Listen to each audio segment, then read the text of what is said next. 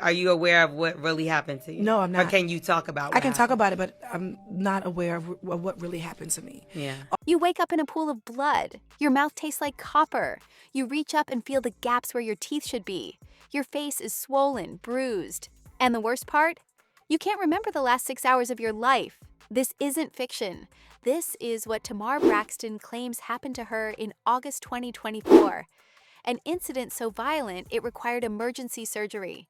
An injury so severe she couldn't speak for days. And a mystery that months later has only gotten darker. Because when the person who found her turns out to have been there all along, and the friend she protected becomes her biggest enemy, you start to realize this was never about an accident.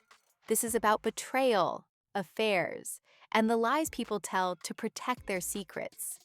Let's establish the facts. On August 12, 2024, Funky Dineva celebrated his birthday. Tamar Braxton organized the party. Multiple witnesses confirmed they were together that evening, along with other friends and acquaintances. At approximately 2:47 a.m., according to Funky's social media timestamp, he posted leaving the venue. By 6:30 a.m., Tamar was allegedly discovered unconscious in her home by an unnamed individual. By August 14th, Tamar posted a cryptic message on Instagram. "I don't know what happened, but I'm grateful to be alive." The photo showed visible facial swelling. No police report was filed. No public statement was made identifying any suspects. Within 48 hours, internet sleuths connected the dots. Funky was the last person seen with Tamar. The accusations started. Woman beater? Abuser? His comment sections flooded with death threats. August 19th. Funky goes live on Instagram. "I don't know what happened to the lady, okay? I was not there when whatever happened, happened." August 20th. Tamar posts a video showing dental work, confirming she lost teeth. Still no clarification on what happened. August 21st through September 15th. Funky makes multiple requests, both publicly and through mutual friends, asking Tamar to clear his name. According to screenshots provided by Funky, Tamar read these messages but never responded. Now here's where my radar goes off. If your friend is getting destroyed online for something they didn't do, you say something immediately. You don't wait. You don't watch them suffer. Unless you need them to take the blame while you hide the real story. Fast forward to November 18th, 2024. The drama had died down. Most people had moved on. Then Tamar appears on the morning hustle. Are you aware of what really happened to you? No, I'm Or not. can you talk about I what can talk happened? about it, but I'm not aware of what really happened to me. Yeah. All I know is that I went to a friend's birthday party. I gave a friend a birthday party.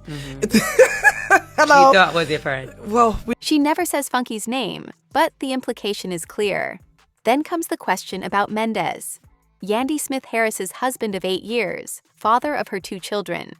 to be honest, I barely even know him. Okay. to be honest, you know what I mean? Yeah. We're not like, we're cool, Yeah. but we're not like my homie. You know what I Right, mean? right, It's not right. like that.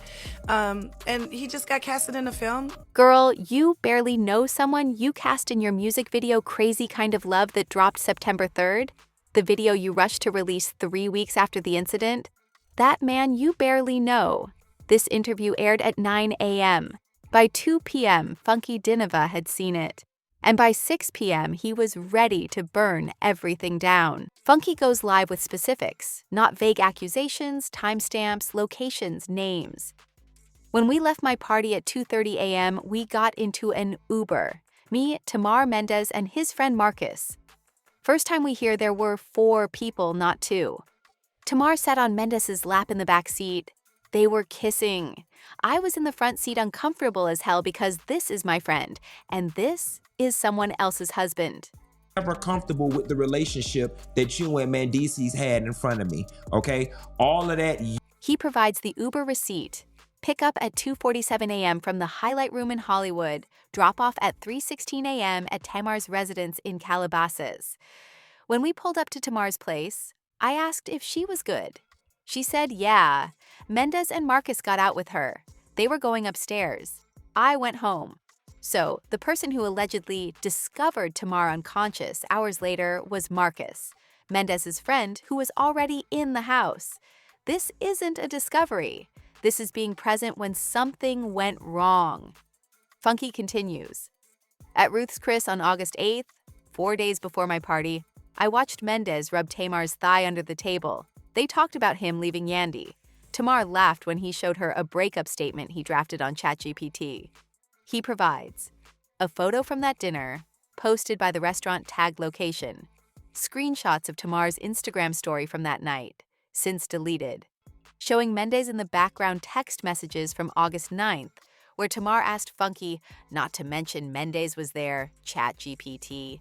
He's using AI to break up with his wife for another woman. The disrespect. And Tamar's out here acting like she doesn't know this man. Baby, you knew him well. Funky drops another bomb. The music video wasn't planned for September. It was scheduled for November. You rushed it because people saw y'all together at Nobu on August 28th, and you needed a professional excuse. TMZ confirms. Tamar and Mendez were photographed leaving Nobu together on August 28th. The original video release date from her label? November 22nd. It dropped September 3rd, 7 weeks early. Now, some of y'all might be thinking Funky's just a scorned friend making things up. But here's the thing about patterns. They don't lie.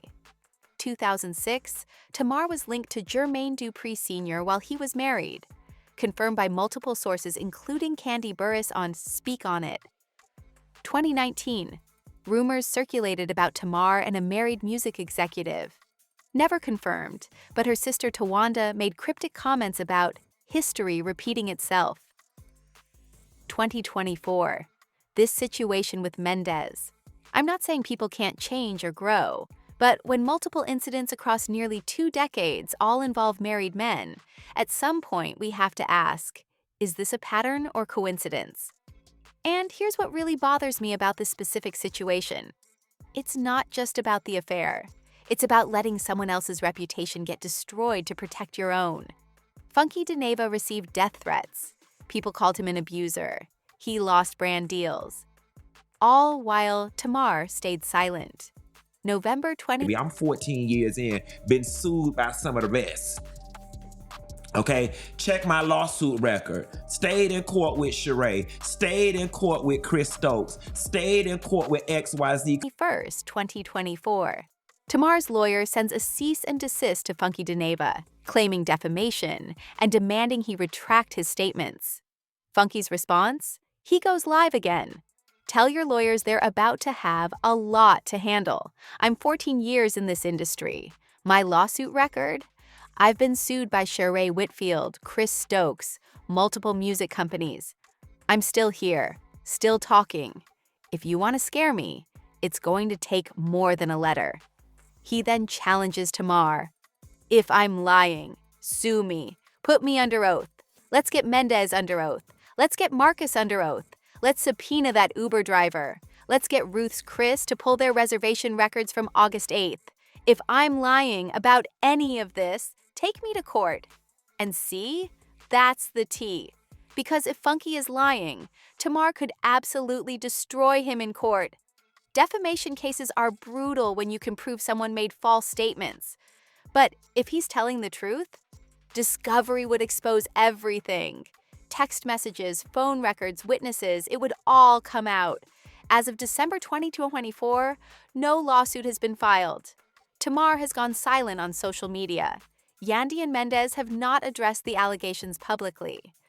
So what really happened that night in August? 3 people know: Mendez, Marcus, and Tamar. Maybe all 3 were partying and things got out of hand. Maybe an argument turned physical. Maybe it was an accident during an intimate situation gone wrong. What we do know, Tamar was severely injured. Multiple people were present. No police report was ever filed. The person who found her was already in the house. Tamar protected someone by staying silent. And Funky Dineva almost lost everything because of that silence. This story isn't just about celebrity drama or who's sleeping with who. It's about accountability. It's about what happens when we protect our image at the expense of other people's lives. Funky said something that stuck with me. You don't get to create media storms that involve other people without their permission. And he's right. Whether you believe him or not, Tamar had the power to clear his name from day one. She chose not to, and that choice had consequences. The truth? It's probably messier and darker than any of us want to believe. But until someone goes under oath, we may never know what really happened in that room. Drop your thoughts below. And if you want updates when this inevitably goes to court, because trust me, this isn't over, hit that subscribe button. The truth always comes out eventually. Sometimes it just takes a scorned friend with receipts to speed up the process.